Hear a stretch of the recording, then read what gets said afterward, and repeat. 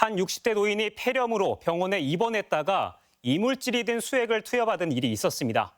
환자 측의 항의에 병원은 필터가 있어 괜찮다는 답변만 할 뿐 아무런 추가 조치를 취하지 않았는데요. 그런데 이런 문제가 드러나도 특별한 문제가 없는 한 병원의 책임을 물을 수 없습니다. 박혜진 기자가 취재했습니다.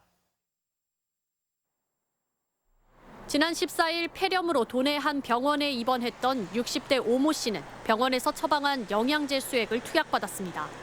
1000ml 가운데 200ml 정도를 맞은 뒤 영양제 수액에서 검정색 이물질을 발견한 오 씨와 간호사.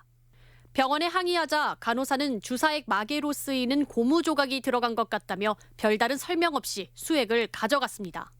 어떤 건지도 모르는 게 담겨져 있던 게 바로 이 몸 속으로 들어간 거잖아요. 그 수액을 좀 확인을 원한다고 했더니 폐기해서 없다고. 수액 주사 후 환자는 호흡이 어렵다고 호소했지만 병원은 이상이 없다며 환자나 수액에 대한 검사도 진행하지 않았습니다. 환자 측이 이물질 성분 분석을 요구했지만 병원 측은 수액에도 문제가 없다고 말하고 뒤늦게 문제의 수액을 환자 측에 넘겨줬습니다. 필터 세트랑 해가지고 걸러지긴 하거든요. 환자 측은 당시 수액에는 맨눈으로 봐도 이물질이 확인되는 정도였다고 밝혔습니다. 관련 매뉴얼에 따르면 수액을 투여하기 전 이물질 여부를 확인하게 돼 있지만 지켜지지 않은 겁니다. 보건복지부의 매뉴얼에 따르면 문제의 수액을 보존한 뒤 이물질의 성분 분석 결과를 환자에게 공유하게 돼 있지만 이 역시 이루어지지 않았습니다. 솔직히 제가 그때만 솔직히 좀 교육을 하지만 외우는 건 그때 하고 이렇게 좀 이상한 것만 아는 사람도 있고 솔직히 모르는 사람도 있고요. 환자 측은 즉시 보건소에 신고했지만 병원 측에 책임을 물을 수도 없습니다.